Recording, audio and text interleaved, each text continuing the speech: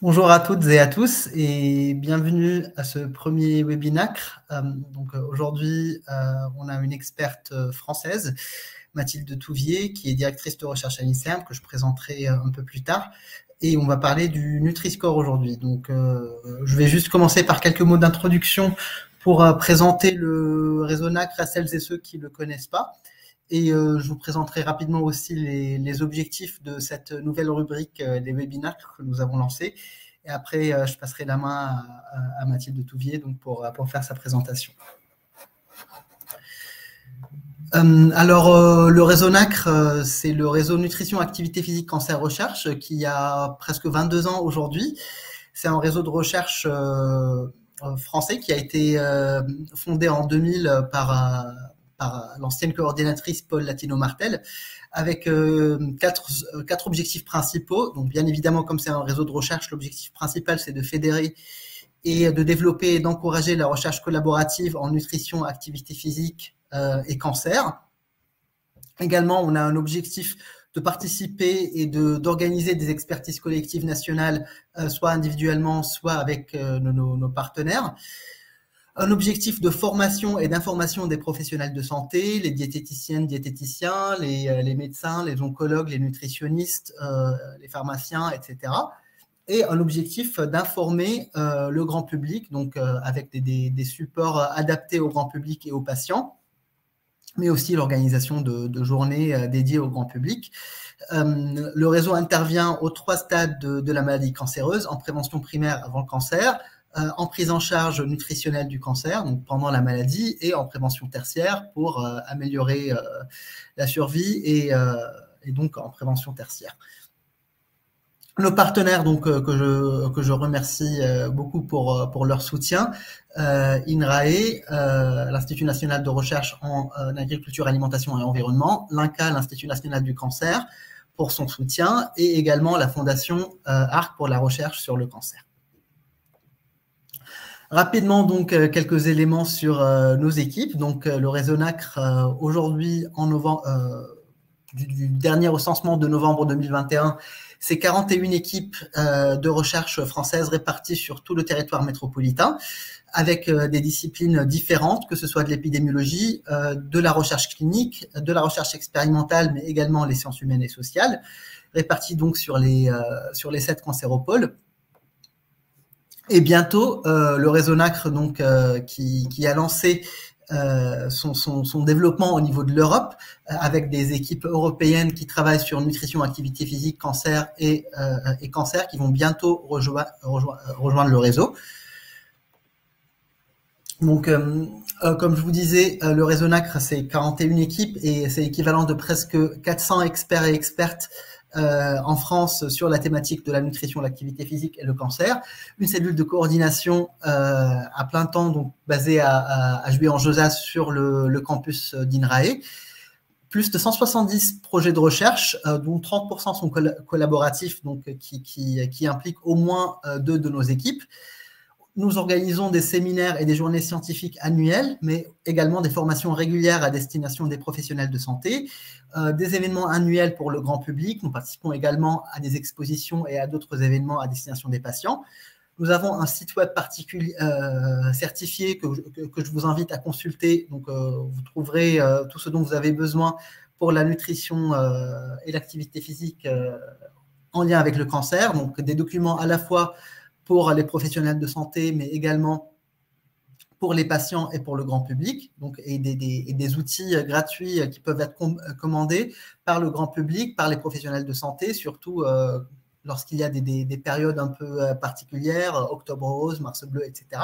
Donc, n'hésitez pas à regarder notre site web.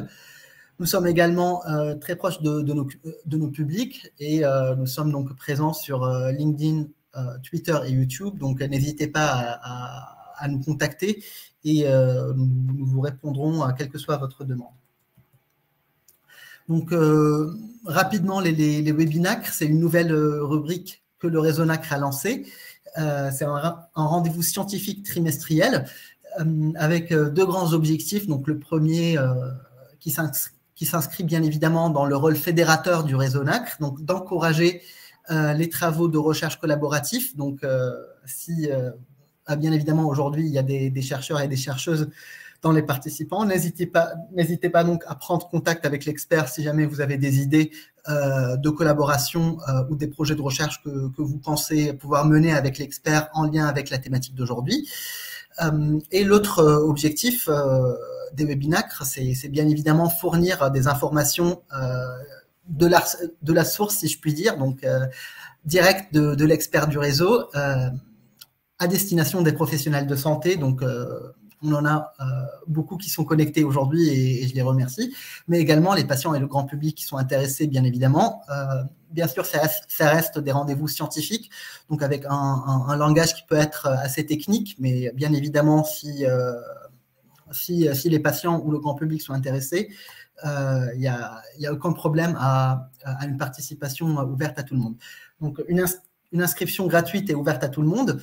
Un expert français ou international sur la thématique nutrition, activité physique et cancer. Donc aujourd'hui, on va lancer notre premier webinaire avec une experte française que je vais vous présenter.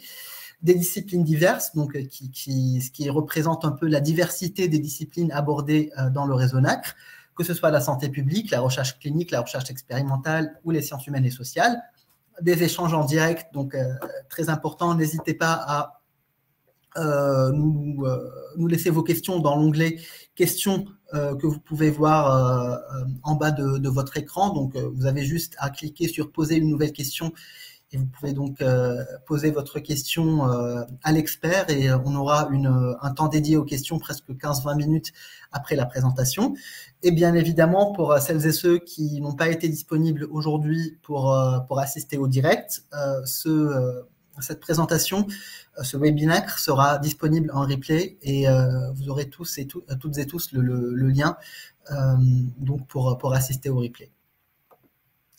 Je vais finir donc par vous souhaiter la bienvenue et vous remercier de votre participation. Nous avons aujourd'hui des participantes et des participants qui viennent de plusieurs pays, de France métropolitaine bien sûr, mais également de territoires d'outre-mer, Martinique, de la Réunion, de la Nouvelle-Calédonie. Nous avons des participants du Canada, de la Belgique, de l'Espagne, du Luxembourg, de la Suisse, du Maroc, de l'Algérie, du Liban, du Mali. Donc merci à vous toutes et tous pour votre confiance. Nous sommes ravis de vous présenter ce rendez-vous trimestriel scientifique qui est les webinacres.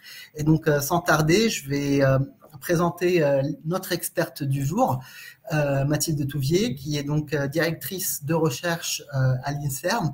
Elle travaille et dirige une équipe mixte de recherche qui s'appelle l'équipe de recherche en épidémiologie nutritionnelle, qui est une équipe membre du réseau par ailleurs. Donc Mathilde Touvier travaille sur l'épidémiologie nutritionnelle en lien avec les maladies chroniques, surtout le cancer. Elle a eu le prix de recherche de l'INSERM en 2019 et également un prix coup d'élan de la Fondation Bettencourt-Schweller en 2021 sur ses travaux sur les aliments ultra-transformés et les maladies chroniques.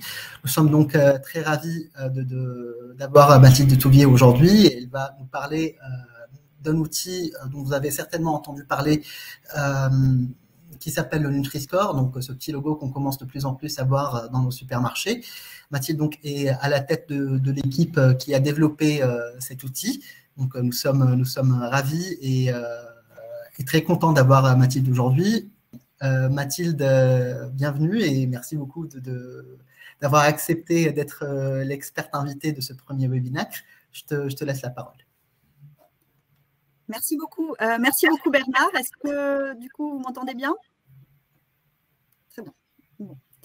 Bah, écoutez, merci et surtout, voilà, bonjour à toutes et tous. Je suis vraiment ravie d'être là aujourd'hui et d'entamer cette série de webinacres et qui se veulent donc interactifs comme l'a dit Bernard. Donc, n'hésitez pas à poser des questions et je serai ravie d'y répondre dans la foulée de la présentation. Alors, voilà, donc la présentation, normalement, vous la voyez à l'écran. Donc, l'idée aujourd'hui, alors, quelques éléments de contexte d'abord, mais je pense que toutes celles et ceux qui sont là aujourd'hui sont totalement déjà convaincus par cette idée. La nutrition, vous le savez, c'est vraiment un des déterminants majeurs de notre santé. Alors, du risque de cancer, hein, dont on va parler un petit peu plus aujourd'hui, puisqu'on est dans le cadre du réseau NACRE, mais de manière plus générale, du risque de maladies chroniques. que ce soit les maladies cardiovasculaires, le diabète, l'obésité ou bien tout un tas d'autres pathologies d'ailleurs dont les liens avec la nutrition ont émergé de manière plus récente dans les connaissances scientifiques, hein, que ce soit des aspects rhumatologiques, dermatologiques, cognition, etc. Donc, tous ces aspects-là de santé sont déterminés par un ensemble de facteurs, donc ce sont des maladies dites multifactorielles, et dont certains facteurs sont des facteurs sur lesquels malheureusement on ne peut pas agir, on n'a pas la main, hein, donc les facteurs non modifiables, ça peut être déjà l'âge, hein, qui est facteur de risque de pas mal de ces pathologies, donc notamment le cancer, ou des facteurs génétiques sur lesquels malheureusement au niveau individuel on a relativement peu la main. En revanche, le côté positif, c'est que ces maladies-là sont aussi déterminées par tout un ensemble de facteurs sur lesquels on peut agir. Donc, ce sont les facteurs dits modifiables. Et donc, on retrouve tout ce qui est tabac, mode de vie, exposition aux UV, etc. Et la nutrition, l'alimentation, l'activité physique sont vraiment des facteurs majeurs modifiables sur lesquels on peut agir. Alors, à la fois dans nos choix au quotidien, nos choix individuels, dans ce que vous allez pouvoir en tant que professionnel de santé, pour ceux qui sont concernés aujourd'hui, conseiller à vos patients pour essayer de les orienter vers ces facteurs plus favorables à la santé, et des facteurs aussi sur lesquels on peut agir au niveau collectif dans le cadre de politiques de santé publique ou d'outils de santé publique pour la population. Alors, pour ce qui est du cancer plus particulièrement, donc l'idée aujourd'hui, c'était pas de refaire le tableau complet de tous les facteurs de risque ou les facteurs protecteurs nutritionnels en lien avec cancer, mais vous avez ici une diapo bilan et surtout une invitation pour ceux qui voudraient creuser le sujet à aller vous connecter sur le site du réseau NACRE, qui a une documentation très bien faite, hein, pour récapituler tout cela. Donc, vous voyez ici, d'ailleurs, c'est vraiment la page du site web du réseau, où vous voyez la synthèse des facteurs liés à la nutrition pour lesquels une augmentation de risque de cancer a été prouvée, donc avec des niveaux de preuve, on va dire, de probable à convaincant, hein, selon les expertises collectives. Donc, on retrouve tout ce qui est boissons alcoolisées, surpoids et obésité, consommation excessive de viande rouge ou de charcuterie, sel, aliments salés, ou encore, en cas particulier, des compléments alimentaires à base de bêta-carotène. Donc, c'est un exemple un peu particulier. Et à l'inverse, hein, cette alimentation est aussi vecteur de facteurs protecteurs. Et donc, par rapport à ce qui a été montré, qui est particulièrement pertinent pour la population française, on a tout ce qui est produits laitiers, hein, dans la limite des 2 produits laitiers par jour recommandés par le Programme national nutrition santé, fruits et légumes, les fibres alimentaires qu'on trouve dans les fruits, légumes, légumineuses, etc. Et puis tout ce qui est activité physique et puis le fait d'allaiter, qui en plus d'avoir des bénéfices pour l'enfant, a un bénéfice pour la protection contre le cancer du sein. Donc tous ces facteurs-là, d'ailleurs, si vous voulez aller un petit peu plus loin dans la compréhension les connaissances de leur lien avec le cancer, vous pouvez aller sur le site et cliquer sur chacun de ces facteurs et il y aura une fiche avec une infographie très bien faite qui récapitule à la fois les localisations de cancer pour lesquelles ces facteurs ont un impact, les recommandations actuelles officielles pour la population française pour chacun de ces facteurs, où est-ce qu'on en est dans la population française par rapport à l'atteinte de ces recommandations et quelques conseils pratiques. Donc, pour ce qui est du cancer, hein, justement, toutes ces connaissances scientifiques nous ont permis de pouvoir même quantifier le poids relatif des différents facteurs en termes de facteurs de risque attribuables pour les cancers pour la population française. Et donc, en fait, sur les environ 142 000 nouveaux cas de cancer par an. Là, ce sont des chiffres qu'on a publiés en 2018, mais qui datent donc d'une estimation de 2015. On avait à peu près 40% de ces cancers qui étaient liés à des facteurs liés à notre mode de vie et donc sur lesquels on peut agir, là encore, les fameux facteurs modifiables. Et parmi, finalement, le top 10 de ces facteurs modifiables, alors on a toujours le tabac, hein, c'est pas l'objet de la conférence aujourd'hui, mais ça fait quand même du bien de le rappeler d'un point de vue de santé publique, hein, gros facteur de risque modifiable. Mais on retrouve aussi de nombreux facteurs liés à l'alimentation au sens large, à la nutrition au sens large. Donc, alimentation déséquilibrée, alcool, surpoids, obésité, manque d'activité physique, donc inactivité physique, sédentarité. Et puis, donc, le fait de ne pas allaiter. Donc, vous voyez ici le poids et la marge de manœuvre, de progression qu'on peut avoir pour améliorer notre prévention des cancers. Et évidemment, tout cela vaut aussi, pour la plupart de ces facteurs, pour le reste des maladies chroniques qu'on évoquait au départ. Et donc, tous ces facteurs-là font partie des recommandations que, pour les professionnels de santé au moins, et puis je pense pour une bonne partie du public, commence à être bien connu. C'est une partie de ces recommandations, hein, au moins 5 portions de fruits et légumes par jour, le message est bien passé. Alors, il est bien passé dans la connaissance. Après, dans la mise en pratique, on est encore loin de tout ça, puisque vous voyez ici sur cette diapositive, donc un récapitulatif des recommandations du Programme national nutrition santé. Au moins 5 portions de fruits et légumes par jour, par exemple. Et ici, la proportion de Français qui atteignent ces recommandations. Donc ça, c'est chiffré grâce à l'étude nationale représentative Esteban de Santé publique France. Et donc, on voit que malgré la bonne connaissance, par exemple, du repère fruits et légumes, on a encore 72% de Français qui mangent moins de cette recommandation, donc des 5 portions par jour. Et donc, après, il y a voilà, évidemment tout ce qui est sur les légumes secs, au moins 2 portions par semaine, source de fibres, tout ce qui est fruits à coque, les produits céréaliers complets, etc. etc. Donc, vous avez ici le récapitulatif et puis vous aurez le replay. Donc, vous aurez cette diapositive-là avec, là aussi, que ce soit sur le site du réseau NACRE ou du Programme national nutrition santé, hein, le mangerbouger.fr, vous pourrez retrouver tout ça. Donc, ça, c'est ce qu'il faut faire. Une fois qu'on a dit ça, donc mangez pas trop gras, trop sucré, trop salé, eh bien comment faire en pratique? Et c'est là où ça se corse. Eh bien, ça se corse parce que notre environnement quotidien, finalement, nous pousse, et puis notre flemme, hein, au quotidien aussi, il faut bien l'avouer, hein, je me mets dans cette catégorie, nous pousse parfois à adopter des choix ou des comportements pour la santé qui sont moins favorables. Alors, on a ici le fameux exemple activité physique, hein, où les escaliers sont totalement déserts et puis tout le monde est sédentaire sur les escalators. Bon. Et on a la même chose lorsqu'on fait nos courses. On a vraiment alors la chance dans un pays comme la France d'avoir accès à un pléthore d'offres alimentaires avec une très grande diversité et un très grand choix de produits, mais aussi du coup beaucoup de tentations et beaucoup de marketing de produits et donc qui nous incite à avoir envie de les acheter, des produits qui ne sont pas forcément les plus favorables à notre santé. Donc on est confronté à ces choix en permanence.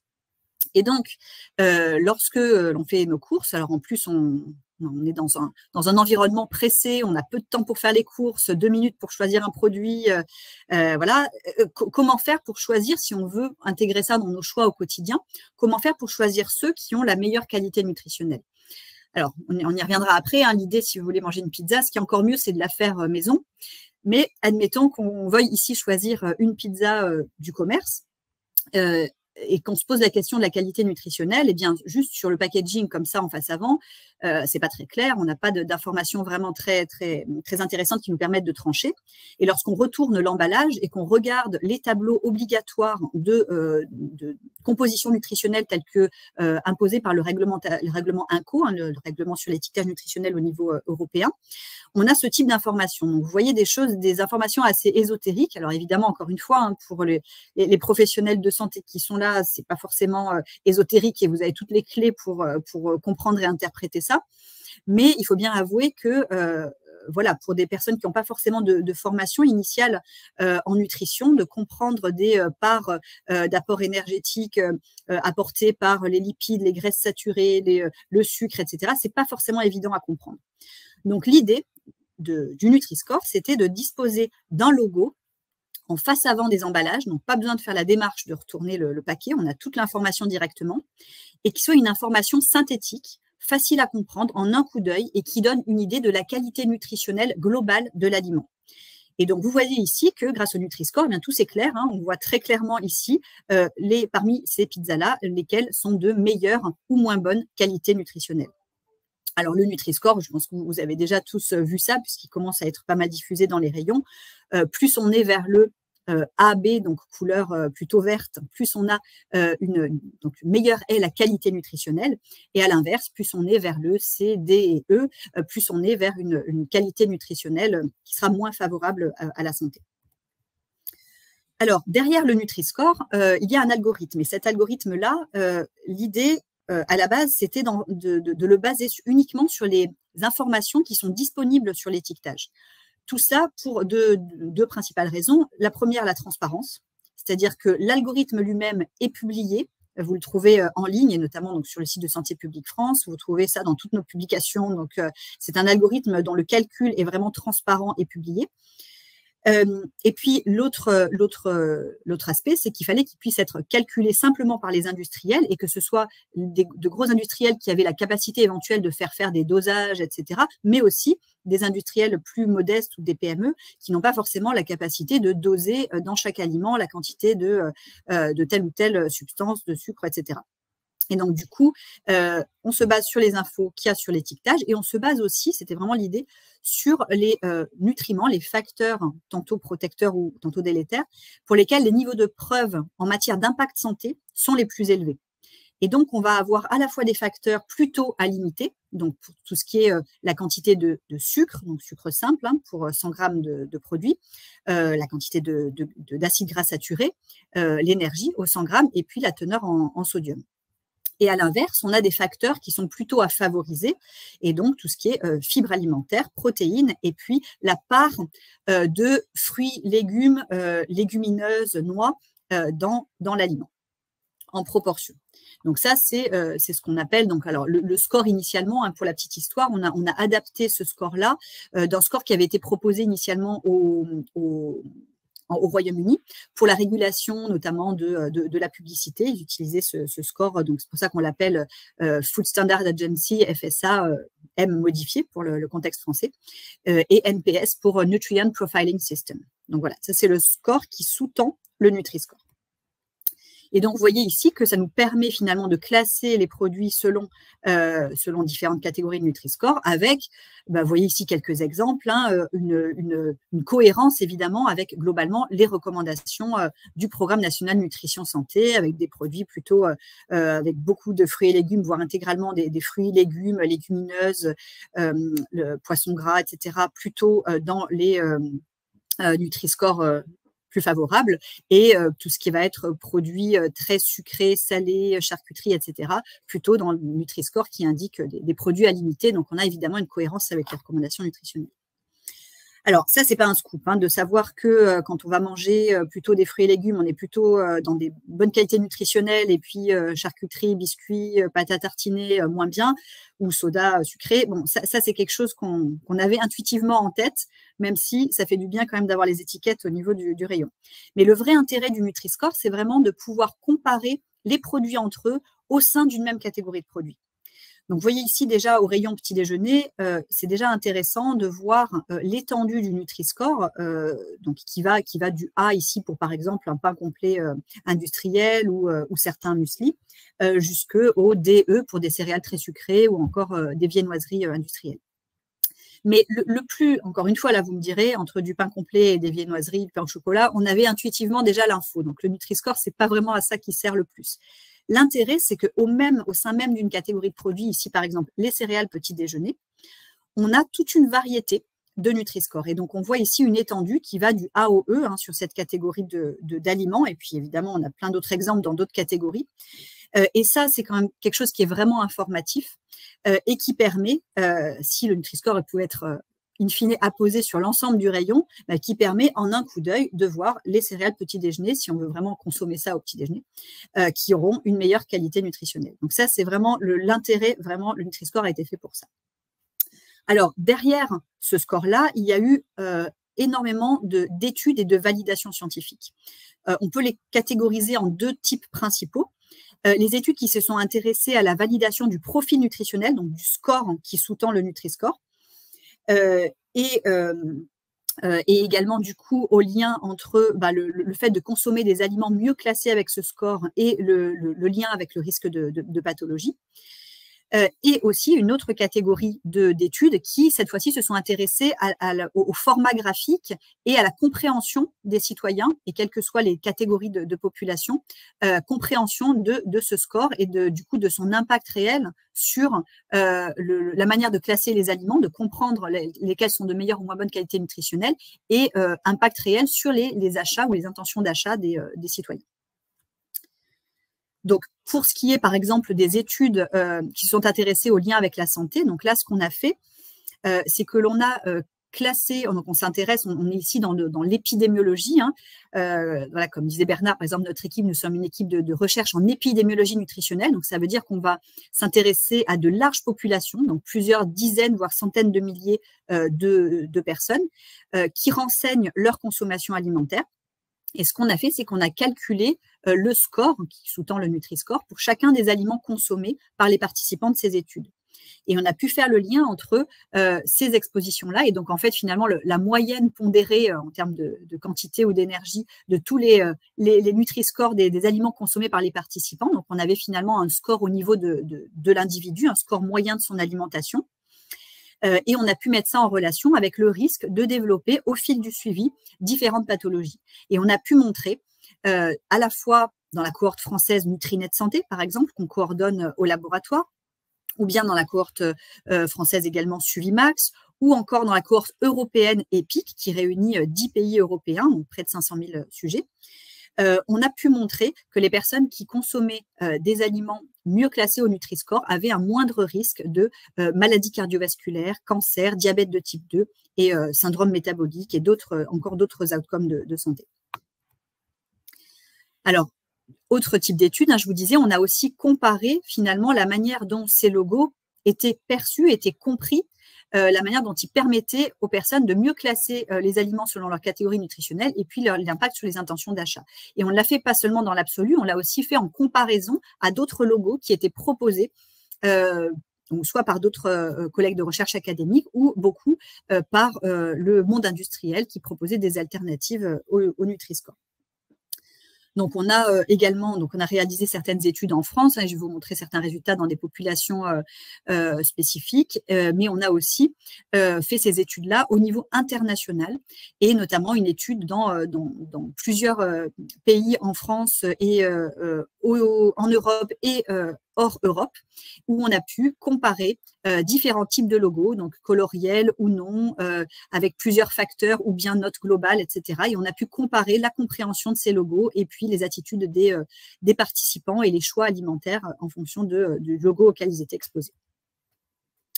Alors, je fais une petite parenthèse ici, mais c'est très important. Ce que je vous disais, c'est qu'on veut que ce logo-là, il serve à l'ensemble de la population, qu'il soit compris par tous, quel que soit leur âge, mais aussi leur niveau d'études, la catégorie socio-professionnelle, socio-économique, etc. La nutrition, c'est vraiment un des marqueurs majeurs des inégalités sociales de santé. Vous voyez ici quelques chiffres, mais il y en a vraiment énormément qui illustrent ce concept-là.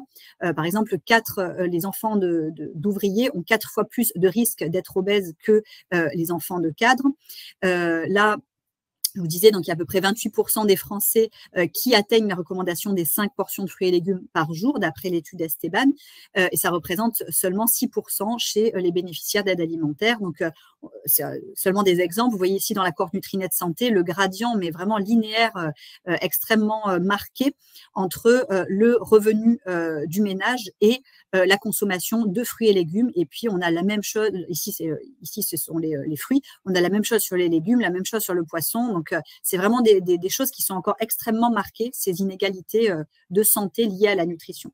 Donc, l'idée du Nutri-Score, c'est qu'il puisse être facilement compréhensible, y compris dans des populations plus défavorisées qui sont finalement celles qui auraient encore plus besoin d'avoir accès à cette information et de s'en emparer au quotidien pour s'en servir dans ses choix. Donc, ce qu'on a pu montrer ici, eh bien, c'est finalement, donc là, on avait comparé différents logos. Alors, le Nutri-Score, ici, c'est le 5CNL, c'était l'ancien nom qu'on avait donné au Nutri-Score avant que, justement, il y ait un nom qui soit déposé, étudié, etc. Donc, il est ici.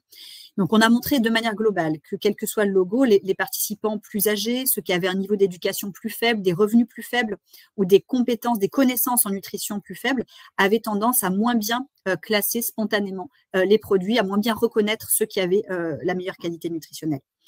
Et ce qu'on a montré, c'est que le Nutri-Score, parmi l'ensemble des logos testés, était celui qui permettait de mieux classer, qui avait la meilleure performance en termes de classement lorsque les participants étaient exposés à ce logo-là. Et qu'il performait notamment d'autant mieux, l'écart par rapport aux autres logos et le gain par rapport à l'absence de logo aussi, était d'autant plus important chez les personnes qui avaient notamment un faible niveau en termes d'éducation nutritionnelle à la base. On a également testé le Nutri-Score dans différentes catégories de population, donc étudiants, population à revenus à bas revenus ou encore patients atteints de différentes maladies chroniques, ici plutôt cardiovasculaires. Et on a fait ça, alors bon, dans différentes études, mais notamment on a développé pour cela un supermarché virtuel. Donc là, un outil qui permettait de faire ses courses en ligne, un peu comme si on était sur des sites de courses en ligne, mais avec ici la possibilité pour nous de tester l'impact de différents logos sur le panier d'achat in fine.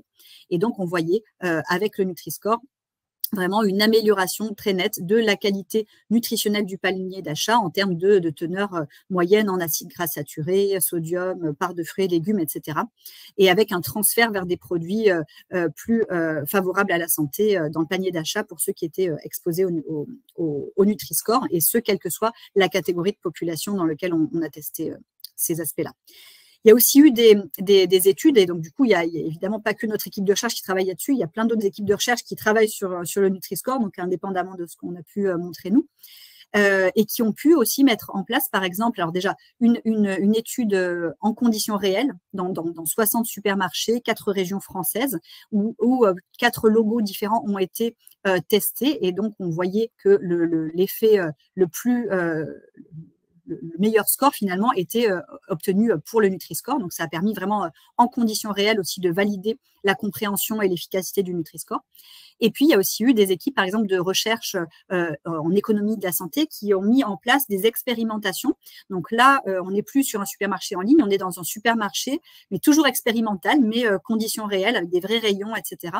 Et là aussi, différents logos ont été testés et les meilleurs scores ont été obtenus pour le Nutri-Score. Et ensuite, avec tout ça, il y a aussi eu des études qui ont permis de chiffrer quel pouvait être l'impact en termes de gains sur la mortalité totale au niveau de la population, prenant en compte à la fois l'impact qu'on a mesuré dans les études précédentes sur les modifications des comportements d'achat et en quoi ces modifications de comportement d'achat permettaient de limiter tel ou tel facteur délétère ou favoriser des facteurs plutôt protecteurs, et donc quel impact in fine ça pouvait avoir sur la mortalité. Donc notamment Chantal Julia, qui est PUPH dans l'équipe de recherche en épidémiologie nutritionnelle, les Rennes, qui pilote ce volet de recherche, notamment sur le Nutri-Score, a permis de publier ces résultats-là qui montraient notamment un gain de 3% sur la mortalité, ce qui est très, très important sur la mortalité totale. Donc, si on redonne quelques petits éléments historiques, vous voyez ici que le Nutri-Score est maintenant logo officiel en France, donc par décret depuis 2017. Initialement, il provenait d'une idée de Serge Herzberg qui avait proposé ce logo. Vous voyez ici la forme historique, c'était pas la même forme qu'aujourd'hui, qui avait proposé ce logo dans un rapport qu'il avait rendu à la ministre de la Santé en 2014. Et donc, sur la base de tous les travaux scientifiques, notamment de notre équipe, et puis maintenant d'autres équipes dans le monde, on a pu finalement faire adopter ce logo de manière officielle en France depuis 2017, et maintenant également dans 6 autres pays de la zone Europe, donc Belgique, Allemagne, Luxembourg, Espagne, Pays-Bas et Suisse. Donc aujourd'hui, les challenges, c'est de réfléchir à étendre son apposition, notamment aux produits en vrac, ou bien à la restauration collective, ou encore pour d'autres usages. Et puis surtout, le challenge, c'est d'aller vers un logo qui serait obligatoire au niveau européen. Donc je vais vous en dire un petit mot. En France, on a donc du coup ce logo, comme je vous le disais, dans les États membres en fait de l'Europe, on n'est pas en mesure, on n'a pas le droit d'imposer un étiquetage obligatoire. C'est quelque chose qui doit être décidé au niveau européen. Et donc, ça reste pour l'instant bien à la discrétion, sur la bonne volonté des industriels qui la posent ou non selon leur volonté. Et donc, du coup, pour l'instant, on va dire fin 2021, on était à plus de 600 marques qui s'étaient d'ores et déjà, enfin 600 entreprises, donc du coup à peu près 700 marques qui s'étaient d'ores et déjà engagées auprès de Santé publique France à la poser dans les 2 ans. À partir du moment où ils s'engagent, ils ont 2 ans pour mettre leurs emballages en conformité. Et ça représentait déjà à peu près la moitié du marché. Donc, c'est vraiment un outil qui gagne du terrain. Mais évidemment, il ne sera pleinement utile que si l'ensemble des acteurs jouent le jeu et si ce logo devient vraiment obligatoire au niveau européen. Et ça fait vraiment partie des discussions qui se jouent cette année, là, en ce moment, au niveau européen. Alors, ce logo, du coup, bénéficie sur la base de toutes ces preuves scientifiques de soutien de très nombreuses sociétés savantes et pas uniquement en France, hein, de manière large en Europe et dans le monde, et de nombreux professionnels de santé se sont associés aussi au soutien au Nutri-Score. Et vous avez ici un papier qui récapitule les preuves scientifiques autour du Nutri-Score aussi. Il y a toutes les références indiquées ici. Et puis le LIARC, donc le Centre international de recherche contre le cancer, le CIRC en français, qui dépend donc de l'OMS, sur la base notamment de ces preuves scientifiques et notamment des travaux sur la cohorte EPIC, qui est coordonnée par ce centre, eh bien, a aussi pris position pour recommander l'adoption du Nutri-Score au niveau européen. Alors, si on veut juste aller un petit peu plus loin sur ces aspects Nutri-Score, là, il sert évidemment aujourd'hui pour l'étiquetage, donc pour indiquer aux consommateurs quels sont les produits de meilleure qualité nutritionnelle, pour guider les choix au quotidien, pour inciter aussi les industriels à améliorer la composition de leurs produits, donc baisser un peu le sucre, le sel, etc., et gagner des notes en Nutri-Score. Donc, tout ça, c'est l'effet un petit peu direct, plus ou moins direct du Nutri-Score. L'idée, c'est qu'il pourrait être aussi utilisé pour d'autres usages en santé publique, hein, et donc là, je vous recommande notamment ce rapport, c'est aussi une parenthèse, hein, cet excellent rapport du Haut Conseil de la santé publique auquel Serge Herzberg, Chantal Julia avaient notamment participé en 2017 et qui propose plein d'idées sur comment améliorer la politique nutritionnelle de santé publique en France. Et qui propose, donc on l'a dit, hein, donc étant le Nutri-Score, la restauration collective au vrac, etc., mais aussi, pourquoi pas, l'utiliser comme profit nutritionnel sous-jacent à des fins de régulation économique. Là, par exemple, vous savez qu'il existe depuis plusieurs années, hein, depuis 2012, et puis indexé sur le taux de sucre depuis 2018, une taxe sur les boissons sucrées. L'idée pourrait être de non seulement taxer les boissons sucrées, mais aussi d'autres produits ayant un Nutri-Score, donc un profil nutritionnel plutôt défavorable à la santé. Et donc, ça pourrait aussi être un outil qui permettrait de cette régulation. Donc là, il y a par exemple des travaux qui ont été faits dans d'autres équipes ici aux Pays-Bas qui ont montré l'efficacité potentielle d'un système de taxation, non plus seulement sur les boissons sucrées, mais étendu plus largement aux produits avec un profil nutritionnel, Nutri-Score plus défavorable. Alors, si on veut aller encore plus loin, donc la recherche continue, il faut bien avoir en tête que l'idée du Nutri-Score, c'est d'intégrer les niveaux de preuve les plus forts sur les impacts santé des aliments. Au fur et à mesure que la recherche va progresser, le Nutri-Score sera amené à évoluer. Il y a déjà, à l'heure actuelle, un comité international en charge des modifications liées à l'algorithme qui prennent en compte les nouvelles évolutions, les nouvelles connaissances. Et l'idée, ça peut être aussi d'intégrer d'autres dimensions à terme, plus tard, dans le visuel du Nutri-Score. Par exemple, Bernard l'évoquait, on travaille beaucoup, et notamment avec Bernard, sur les aspects liés à l'ultra-transformation et à la transformation des aliments. Et on a pu publier, notamment grâce à l'étude Nutrinet Santé, des travaux montrant un lien entre une part plus élevée des aliments dits ultra-transformés dans le régime et une incidence accrue de différentes maladies telles que cancer, maladies cardiovasculaires, etc. Et donc, l'intérêt ici, c'est qu'on est vraiment sur une dimension complémentaire. On peut avoir un aliment qui va être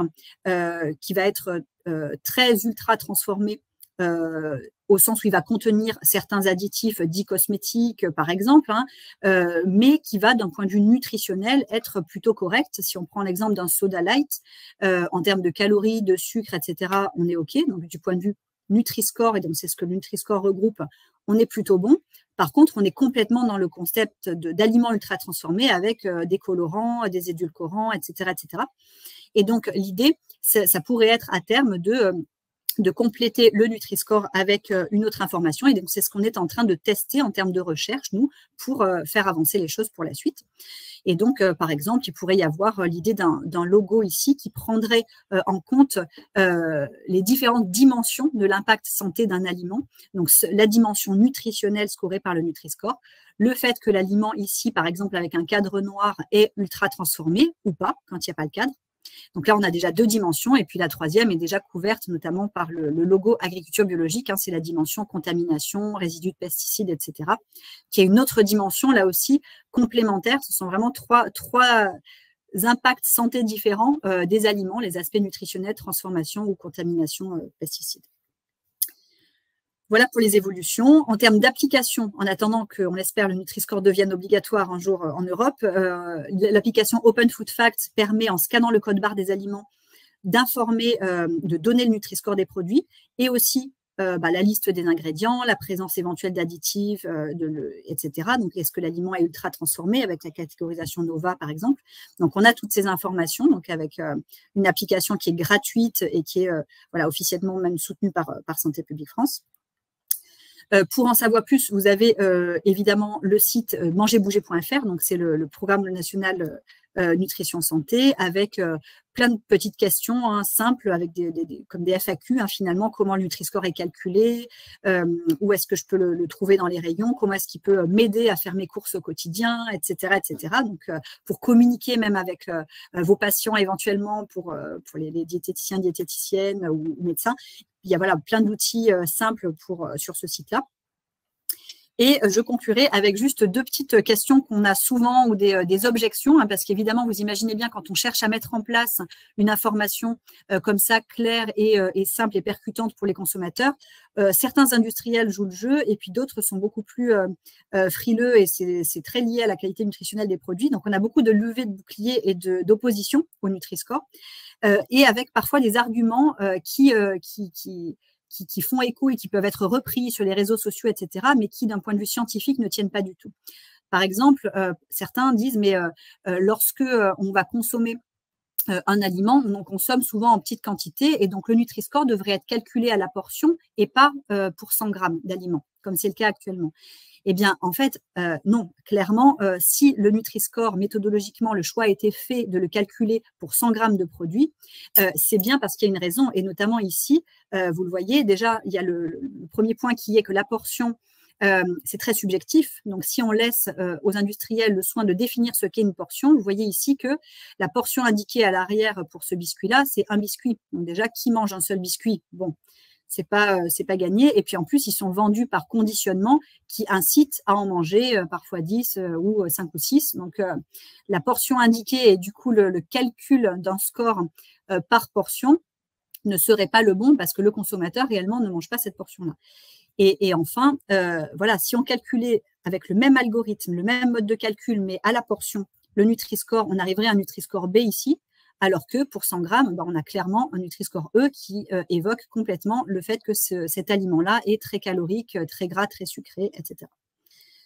Donc là, on a un blog Nutri-Score, si vous voulez, j'ai mis la référence à la fin de la présentation, où il y a un certain nombre d'articles traduits donc en français, anglais, espagnol, qui reprennent en langage grand public ces notions-là, ces questions-là, et qui répondent de manière claire et argumentée sur donc pourquoi est-ce qu'on ne fait pas à la portion.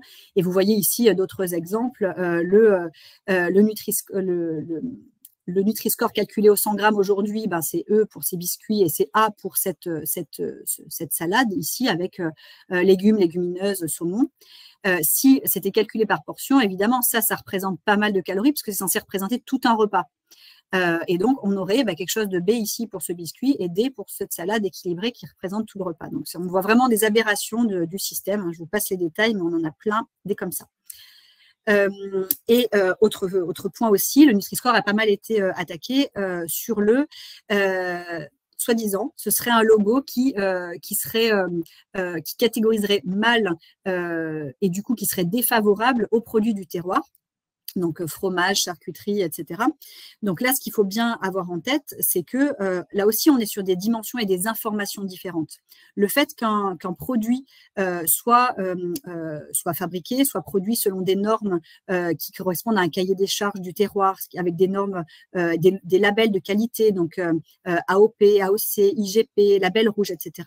C'est une information très intéressante. Et c'est certainement quelque chose à prendre en compte dans le manger mieux, consommer moins, mais mieux. C'est quelque chose à prendre en compte, ces informations-là. Mais il n'empêche que le Nutri-Score qui informe sur la qualité nutritionnelle, eh bien, lorsqu'on va avoir affaire à un produit même du terroir, une charcuterie, un fromage très gras, très salé ou très sucré, etc., d'un point de vue nutritionnel, c'est pas parce qu'il est AOP ou label rouge qu'il est bon et qu'il faut le consommer en grande quantité et tout le temps. Donc, ça ne s'oppose pas, ce sont deux informations intéressantes, mais un produit label rouge, etc., gras sucré salé, reste gras sucré salé et reste à consommer avec modération, que ce soit en termes de fréquence et de quantité. Et c'est simplement ça qu'indique le Nutri-Score. C'est-à-dire que le Nutri-Score, c'est pas parce qu'on a un produit E qu'il est interdit à consommer, évidemment. Il n'y a aucune interdiction, tout est question d'équilibre alimentaire, mais simplement, ce que ça indique, c'est qu'il vaut mieux le consommer en plus petite quantité et moins fréquemment. Voilà, donc comme je vous le disais, on est vraiment dans le débat européen à l'heure actuelle avec le choix d'un logo, avec beaucoup de lobbying de la part des industriels pour proposer notamment des solutions alternatives, comme ici ce système de batterie Nutrinform, totalement contre-intuitive, dont on a montré là scientifiquement qu'évidemment il pouvait même induire le consommateur en erreur et sans parler du fait qu'il soit même pas très compréhensible, mais enfin, ça déjà c'est autre chose. Donc on espère que l'Europe saura voir toute la quantité de validation scientifique et le soutien de la communauté scientifique au Nutri-Score et fera le bon choix pour l'adoption du prochain logo obligatoire pour l'Europe. Voilà quelques références scientifiques. Donc, le site du ministère de la Santé où vous retrouvez toutes les publications qui sont régulièrement mises à jour, que ce soit sur les aspects compréhension du logo, etc., ou lien avec les pathologies. Le blog Nutri-Score dont je vous parlais, puis quelques papiers un peu en français ou de synthèse sur ce sujet-là. Je vous remercie pour votre attention.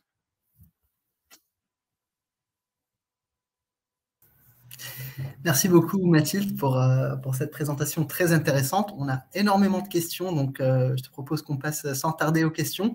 Il y en a quelques-unes qui ne concernent pas directement le Nutri-Score. Je vais peut-être en prendre une ou deux rapidement avant vraiment d'attaquer les questions de fond sur le Nutri-Score. Une question plutôt rapide. Quel est le lien entre cancer et compléments alimentaires riches en bêta-carotène ? Oui, ça c'était vraiment une petite parenthèse, mais il a été prouvé, et notamment sur la base initialement de 2 grands essais contrôlés randomisés qui s'appellent CARET et ATBC, qu'une consommation de compléments à base de bêta-carotène fortement dosés, donc dans ces études-là, la preuve avait été établie pour des compléments fortement dosés, était associée à une augmentation de risque de cancer du poumon et puis même aussi de cancer de l'estomac dans ces essais-là, notamment chez des populations de fumeurs ou populations exposées à l'amiante. Et donc, ça fait vraiment partie des choses qui ont été établies avec un niveau de preuve convaincant, donc très élevé, et qui font partie du coup maintenant des warnings qui ont été mis en place sur la consommation de compléments alimentaires. Merci. Encore une petite question qui n'a pas de lien avec le Nutri-Score, mais qui a eu pas mal de votes. Sur la reco de 5 fruits et légumes par jour, le professeur Tounian, chef du service de nutrition de l'hôpital Trousseau, dit qu'elle vient de l'étude Suvimax qui a été très aléatoire et qu'elle serait surévaluée. Qu'en pensez-vous ? Alors, non, alors certainement Suvimax, comme toute autre étude épidémiologique sur le sujet, a participé à la construction de ces niveaux de preuve, mais après, les recommandations comme ça ne sont jamais, et les niveaux de preuve ne sont jamais basés sur une seule étude épidémiologique. Et donc, ça a vraiment fait l'objet de nombreuses études à travers le monde, que ce soit dans les cohortes, différentes cohortes EPIC, des cohortes espagnoles, des cohortes, enfin, dans différents pays. Et il y a eu des méta-analyses qui ont été faites, et notamment par le World Cancer Research Fund et par l'équipe de l'Imperial College qui a publié les méta-analyses là-dessus et qui montre non seulement l'association avec le risque de différents cancers, d'autres pathologies, mais là on parle de cancer aujourd'hui, et avec la courbe dose-réponse qui montre que même en augmentant de 0 à 1 portion, de 1 à 2 portions, etc., on a déjà un gain pour la santé. Et donc, ce n'est pas uniquement basé sur Suvimax. D'accord. Alors, on va attaquer les questions Nutri-Score. On va essayer de faire questions rapides, réponses rapides, parce que comme ça, on essaie de prendre la plupart des questions. Alexandra se demande pourquoi les additifs ne sont pas pris en compte comme facteur limitant. Je crois que tu as répondu en partie à cette question, mais peut-être pour continuer, donc la question d'Alexandra, qui dit que l'alimentation ultra transformée est pourtant fortement déconseillée. Alors, voilà, donc, très bonne question, effectivement. L'idée du Nutri-Score, c'était vraiment de partir à la base, et vous voyez que c'est un travail qui a commencé déjà il y a pas mal d'années, avant même qu'on entende vraiment parler en France du concept d'aliments ultra transformés, hein, justement grâce aux études notamment qu'on a pu faire sur Nutrinet. Donc, initialement, l'idée, c'est on intègre les facteurs sucre, sel, gras, etc., bon, pour lesquels les niveaux de preuve sur les maladies chroniques sont les plus forts. Donc ça, c'est pourquoi on s'est centré sur la nutrition au départ. Et là, depuis quelques années, mais la recherche est vraiment très récente sur ce concept impact de la transformation / formulation additive sur la santé. On a maintenant aujourd'hui, depuis on va dire 2018, on commence à avoir des études vraiment là-dessus. On en a une 50aine maintenant, dont les études que Bernard a publiées dans Nutrinet, et pas uniquement, qui montrent en effet des liens entre ultra transformés et santé, avec énormément encore d'inconnus quand même sur quels sont les facteurs qui jouent, quels sont potentiellement les additifs qui jouent, etc. Donc, c'est vraiment les recherches qu'on conduit maintenant pour mieux comprendre tout ça. Mais donc, ça explique le pourquoi, initialement, en tout cas, on n'est pas sur les mêmes niveaux de preuve. Maintenant, on se rend compte, sans savoir exactement quels sont les facteurs qui jouent dans les UPF, les ultra transformés, qui a potentiellement un risque. Donc, c'est passé en effet dans les recommandations officielles de Santé publique France la limitation de ces ultra transformés. Et c'est pour ça qu'on réfléchit, alors non pas forcément le mettre dans la même note parce qu'on ne saurait pas pondérer les différents facteurs comme ça, mais de donner les deux informations de manière simple, Nutri-Score et ultra transformé ou pas, c'est quelque chose qui doit être testé parce que là aussi, on ne recommande pas des choses sans vraiment tester la compréhension, etc. Donc, on est en train de le tester et dans les années qui viennent.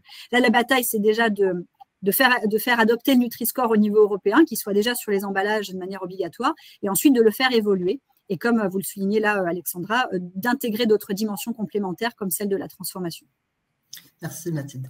Alors, autre question rapide également sur l'algorithme qui sous-tend le Nutri-Score. À même valeur énergétique, un aliment peut avoir des bénéfices nutritionnels, les mêmes bénéfices nutritionnels, j'imagine, qu'un autre. Fibres, par exemple. Pourquoi prendre en compte l'énergie dans le Nutri-Score alors? L'idée, c'est qu'un aliment que ce soit biscuit, produit chocolaté, etc., qui a énormément de calories au 100 grammes, c'est de pouvoir mettre un warning au consommateur qu'on peut évidemment le consommer, c'est toujours pareil, que c'est pas interdit, mais peut-être limiter un petit peu les quantités et la fréquence. Donc, le fait d'avoir cette énergie dans ce score et du coup dans l'information qui est donnée au consommateur en termes de fréquence et quantité, c'était quelque chose qui était important. Donc, il y a les aspects fibres, etc., donc nutritionnels qui sont importants, mais le côté manger pas trop de produits caloriques en trop grande quantité, trop fréquent, c'est un message qu'on voulait faire passer aussi. D'accord.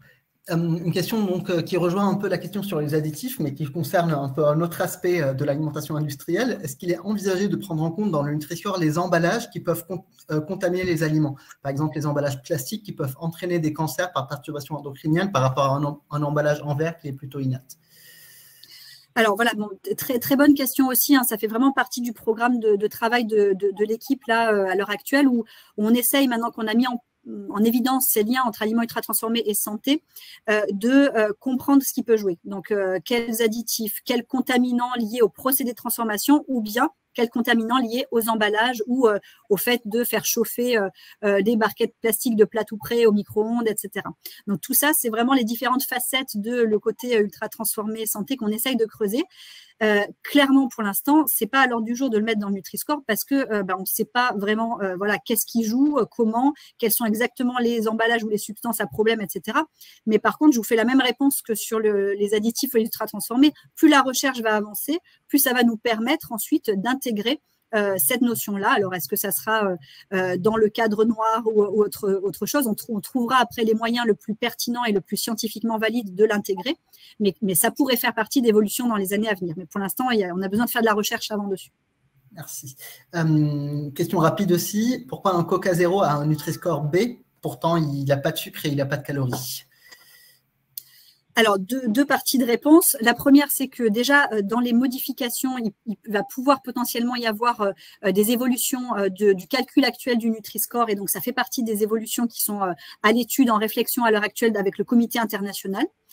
Et d'autre part, c'est un petit peu ce que j'expliquais tout à l'heure, dans le mode actuel de calcul, étant donné que le Nutri-Score reflète la qualité nutritionnelle, un soda, un soda light va avoir peu de sucre, pas de calories, etc. Et donc, c'est normal qu'il soit plutôt bien classé. Par contre, c'est en ça qu'on voudrait pouvoir déjà, il n'est pas, alors qu'il a normalement, il a pas de calories, pas de sucre, il pourrait être A d'un point de vue Nutri-Score. Il a déjà une pénalité parce que la seule boisson recommandée, c'est l'eau, donc il n'est pas A. Mais on réfléchit à son adaptation et en plus de ça, on réfléchit, une fois qu'on aura le cadre noir, on verra directement que c'est un aliment ultra transformé. Donc, ça fait partie des évolutions aussi sur lesquelles on réfléchit dans la forme graphique du Nutri-Score. Merci. Alors, il y a une question un peu indirecte, mais à laquelle tu as répondu en partie, mais peut-être si on peut encore repréciser la réponse. Le score est donné pour 100 grammes, donc il ne préjuge en rien des quantités consommées. Donc, cela favorise des aliments consommés en grande quantité. Une petite, moyenne ou grande frite seront donc notées A. Que va comprendre le grand public? Et là, donc, ça débouche sur d'autres questions sur quels outils on peut donner au grand public pour la compréhension de ce logo, parce que les participants ont l'air de dire que il n'y a pas au final de guide d'utilisation, de notice d'utilisation de ce Nutri-Score. Alors, c'est vraiment des questions très intéressantes et évidemment, le Nutri-Score en soi, alors déjà, c'est un outil parmi d'autres. Hein. Moi, je centralise le message aujourd'hui là-dessus, mais c'est évidemment, c'est pas lui qui va résoudre à la base tous les maux de la société. C'est un outil et surtout, il faut qu'il s'accompagne d'une communication et d'une indication de comment l'utiliser. Donc, ce que je vous montrais tout à l'heure sur le site du mangerbouger.fr, ça fait vraiment partie justement de que veut dire le Nutri-Score. Le Nutri-Score, ça veut justement dire que quand vous avez un logo plutôt défavorable, DE, calculé pour 100 grammes d'aliments, cet aliment-là, il vaut mieux essayer de le consommer pas trop souvent et en pas trop grande quantité, voilà, dans le cadre d'une alimentation équilibrée. Donc, c'est comme ça qu'il faut interpréter le Nutri-Score.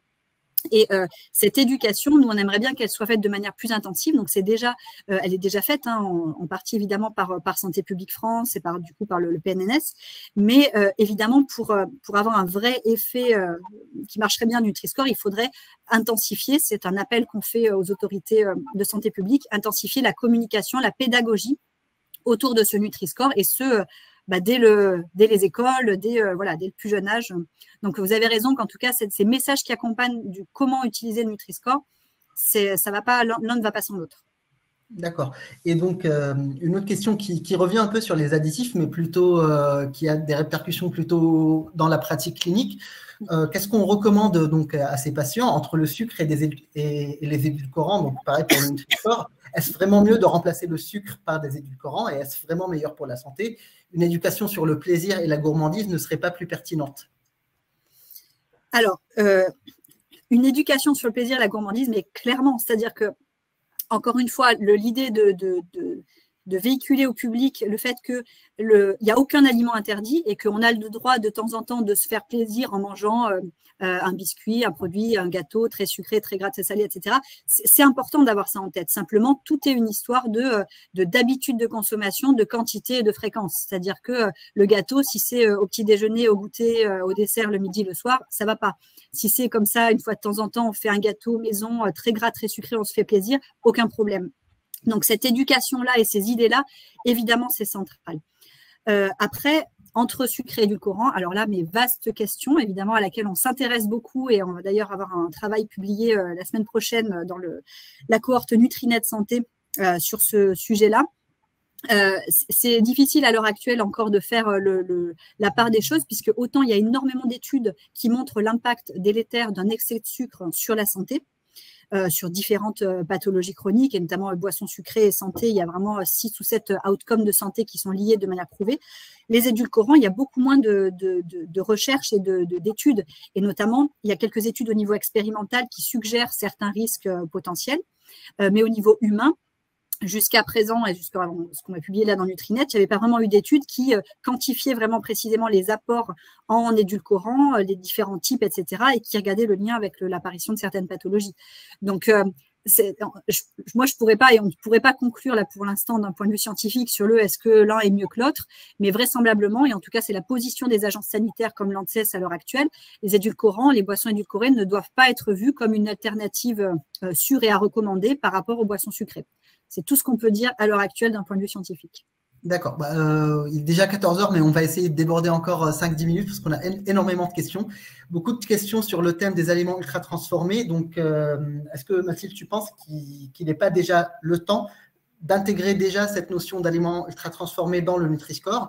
Et justement, que penses-tu donc d'autres alternatives qui proposent l'intégration de ces deux notions, comme la note finale proposée par SIGA et le docteur Anthony Fardet. Et du coup, ça rejoint une autre question sur cette question de nutriments. Donc, que penses-tu des produits de type feed ou poudre et smoothie qui sont plutôt bien nutritionnellement, mais qui sont quand même très ultra transformés, donc les espèces de poudre qu'on peut diluer pour avoir un repas complet? Alors, plein de questions en une. Bon, moi, je pense que j'ai déjà pas mal répondu, mais effectivement, l'idée là, c'est de pouvoir d'avoir un système qui soit suffisamment souple pour suivre l'évolution des connaissances scientifiques, mais qu'en tout cas, les connaissances scientifiques président toujours et systématiquement et de manière très forte à la position ou la modification ou le calcul d'un nouvel algorithme, etc. Donc, ces aspects sur aliments ultra transformés, il y a vraisemblablement assez pour, à l'heure actuelle, sans savoir exactement ce qui joue derrière, pour émettre un warning à la population sur le fait d'essayer de les limiter. Et ce, de manière indépendante de la qualité purement nutritionnelle. Donc ça, c'est le choix qu'a fait d'ailleurs le PNNS et Santé publique France, hein, de d'ores et déjà mettre un warning là-dessus. Donc du coup, dans le Nutri-Score, l'idée, effectivement, ça peut être de tester ce que je proposais tout à l'heure, là, ce qu'on vous montrait, de tester une information qui, en plus de la notion nutritionnelle, dit si l'aliment est ultra transformé ou pas. Donc ça, oui, mais simplement, ça ne se fait pas du jour au lendemain et ça ne se fait pas sans vraiment comprendre si, justement, le public va comprendre ça, va comprendre la manière dont les produits sont classés, la manière dont les deux dimensions sont complémentaires, etc. Donc, les recherches, les 50 recherches qu'on a fait sur Nutrinet avant de pouvoir mettre en œuvre le logo, et ben, il faut qu'on conduise aussi des choses sur cet aspect complémentation à l'ultra-transformation. Donc, ça, on est obligé de passer par là. Après, le côté note globale, à l'heure actuelle, donc il y a le fait de donner les deux informations, c'est déjà un point et c'est vers ça qu'on va là pour l'instant. Par contre, le fait de calculer une note globale et du coup de mettre tout ça dans une note, ça nécessite d'avoir des travaux et cette fois-ci de liens d'impact sur la santé, etc., pour quantifier quelle est la part relative de l'un par rapport à l'autre et comment est-ce qu'on calcule notre score finalement derrière. Et ça aussi, ça ne va pas se faire en un jour. Ça fait peut-être qu'on y arrivera dans quelques années, mais pour l'instant, toutes les notes qui, en tout cas, prétendent donner d'ores et déjà une intégration ou certaines applications qui donnent une note globale avec le côté, les différentes dimensions dont on parlait tout à l'heure, on n'est pas en mesure scientifiquement à l'heure actuelle de dire, bah là, il y a 30% c'est la nutrition, 30% c'est ça et 30% c'est l'autre. Peut-être que c'est du 60, 20-20, ou etc. Et tout ça, il faut que la science avance avant de transposer ça en étiquetage, en recommandation, etc. Beaucoup de questions sur les huiles. Comment se fait le calcul au final du Nutri-Score des huiles, de l'huile de colza par rapport à l'huile d'olive, etc. Pourquoi une telle hétérogénéité dans les huiles qui existent? L'idée, puis là aussi, ça peut faire partie des évolutions et des modes de calcul, etc. Mais là, l'idée du Nutri-Score, c'était de pouvoir être en cohérence totale avec les recommandations du Programme national nutrition santé et notamment qui... parmi donc, les matières grasses, déjà, recommandent plutôt les huiles végétales que les matières grasses animales comme le beurre. Donc là, on voit déjà une différence de classement avec le Nutri-Score. Et après, au sein des huiles, de privilégier celle qui a un profil en acides gras plus intéressant. Donc, soit acides gras polyinsaturés, oméga 3, donc plutôt avec des huiles de colza, huile de noix, ou bien d'autres profils acides gras intéressants comme l'huile d'olive. Et donc, celles-ci sont mieux classées que l'huile de tournesol ou d'autres huiles. Donc, on va avoir un C en termes de note Nutri-Score pour ces trois huiles, colza, noix, olive, et d'autres huiles végétales moins bien classées, et après des matières grasses animales, beurre, etc., encore moins bien classées. Donc, cette répartition sur l'échelle du Nutri-Score est en adéquation avec les recommandations nutritionnelles actuelles. D'accord, on va encore prendre peut-être 2 ou 3 questions rapides. Quid donc de l'adoption du Nutri-Score en Europe, donc, qui semble plus ou moins imminente, mais en Amérique latine, on voit qu'il y a d'autres logos qui sont plutôt en train d'être poussés. Donc cela ne risque-t-il pas de créer une controverse ou une incohérence dans le monde si chaque région adopte un système différent d'une autre région? Et quelle est, à ton avis, la solution pour y remédier? Oui, bah de toute façon, effectivement, hein, alors, après, il y a déjà le choix qu'on peut faire en Europe et donc d'avoir une position un peu ferme et documentée sur la base de la science, etc. en Europe. Voilà, on peut imaginer si d'autres régions dans le monde ont une démarche comme celle-ci. Déjà, on a fait cette étude de comparaison au niveau international pour justement montrer que le Nutri-Score était aussi compris en Australie ou enfin dans d'autres pays. Donc ça, on a pu le valider et le montrer. Donc évidemment, nous, ce qu'on propose, c'est que le Nutri-Score puisse être adopté de manière plus globale et pas seulement en Europe, hein, même aussi ailleurs, puisqu'on a montré la validation dans sa compréhension, etc. Donc ça, c'est une solution. Après, voilà, je pense qu'il faut essayer d'avancer en bonne harmonie et aussi au lieu d'essayer de monter les scientifiques les uns contre les autres. De la même manière, on essaye par exemple souvent de monter les aspects nutritionnels, Nutri-Score contre les aspects UPF, voilà, alors on dialogue de manière très fluide et très ouverte. Et voilà, tu es bien placé pour savoir avec Carlos Montero, qui était celui qui a proposé ce concept d'ultra-transformation à la base, pour essayer de réfléchir justement comment mieux informer le consommateur de manière globale, prendre en compte l'ensemble des dimensions. Donc, voilà, je pense qu'il ne faut pas se tromper d'ennemi, il faut essayer d'avancer de manière conjointe. Et en tout cas, le Nutri-Score, les études de validation internationale qu'on fait montrent que ça pourrait être un outil qui pourrait être utilisé même au-delà des frontières de l'Europe. D'accord, donc je termine avec deux questions plutôt existentielles sur le Nutri-Score, mais plutôt les logos en général. Donc la première, c'est est-ce que le fait de continuer à donner des notes à des produits alimentaires ne va-t-il pas encore plus contribuer à faire culpabiliser le consommateur par rapport à l'alimentation qu'il consomme? Et le deuxième, c'est que est-ce que trop d'indicateurs ne tuent pas les indicateurs, entre guillemets? Est-ce que si on finit par afficher le Nutri-Score, aliments ultra transformés, bio, etc., est-ce que ça ne fait pas trop d'indicateurs pour le consommateur? Donc, deux bonnes questions. Sur le côté culpabilité, ça rejoint un petit peu ce qu'on disait tout à l'heure, c'est-à-dire que il faut assortir le Nutri-Score et puis tout ce qu'on fait comme éducation nutritionnelle avec des messages globaux et qui soient justement apaisants et rationnels. C'est-à-dire que déjà, l'idée du Nutri-Score, c'était justement d'avoir cette info simple qui fait que les gens n'ont pas besoin d'aller compter les calories, les grammes de sucre, etc. C'est d'avoir un truc qui fait qu'on se prend moins la tête là-dessus et qu'on cristallise moins sur ces problèmes de nutrition, et assorti du message qu'aucun aliment n'est interdit. Voilà, on a le droit de manger nos 2 carreaux de chocolat à la fin du repas avec notre pomme, etc. Il n'y a rien d'interdit. Tout est une histoire de quantité. C'est-à-dire que 2 carreaux, là, comme ça, par-ci, par-là, pas de problème. Une tablette chaque repas, non. Donc, ces histoires de culpabilité, l'idée, c'est de déculpabiliser, mais en informant et en essayant d'accompagner les consommateurs vers un équilibre alimentaire. Et l'autre question, donc ça c'était sur culpabilité. Est-ce que trop d'indicateurs tuent les indicateurs? Ouais, alors ça c'est une super question et c'est pour ça d'ailleurs que quand on veut un système qui soit très simple, on veut éviter de multiplier les logos et on veut surtout tester à chaque fois qu'on propose quelque chose, est-ce que c'est bien compris, est-ce que ça fait pas trop d'infos, est-ce que le consommateur ne s'y perd pas. Donc d'où les études scientifiques qui valident à la base et d'où la proposition là qu'on fait qui serait d'avoir un seul logo avec le Nutri-Score, avec le cadre noir ou pas, donc qui regroupe les 2 dimensions et qui ne rajoute pas un autre logo en plus, sachant que l'agriculture biologique il était déjà là, donc c'est autre chose. De toute façon, c'est une autre dimension là pour l'instant. D'accord. Bon, merci beaucoup Mathilde. Je te propose qu'on s'arrête là. Bien évidemment, on peut discuter jusqu'à demain sur cette thématique. Il y a énormément de questions. En tout cas, si vous avez des interrogations vraiment très, très importantes, n'hésitez pas à nous envoyer un mail au réseau NACRE et on essaiera de contacter donc l'expert et on essaiera de vous apporter des réponses.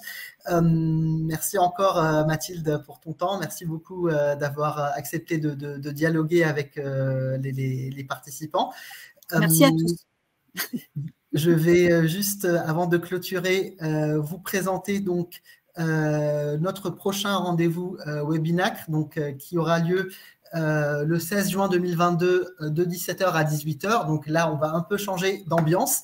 Et pour ce deuxième webinaire, le Dr Vicky Barakos de l'Université de l'Alberta au Canada nous présentera donc, nous fera une super présentation scientifique sur ses travaux sur la résistance anabolique et en particulier comment l'appliquer dans le contexte de cancer. Donc, de quoi vraiment intéresser scientifiques bien évidemment, mais aussi les professionnels de santé qui voient des patients atteints de cancer ou de dénutrition, mais également les patients ou le grand public si jamais ils sont intéressés par cette thématique. Il me reste donc à vous remercier toutes et tous de votre présence et de votre confiance de la confiance que vous faites au réseau NACRE et on vous donne rendez-vous donc le 16 juin pour le deuxième webinaire. Et bien évidemment, on vous enverra les informations pour vous inscrire. Je finis juste par une petite information. Vous allez bientôt recevoir un lien pour un questionnaire de satisfaction pour ce premier webinaire. N'hésitez pas à le remplir et à nous donner également vos suggestions pour qu'on puisse améliorer ces rendez-vous scientifiques. Et il me reste à vous dire à bientôt et nous espérons vous voir nombreuses et nombreux pour notre prochain rendez-vous. Au revoir.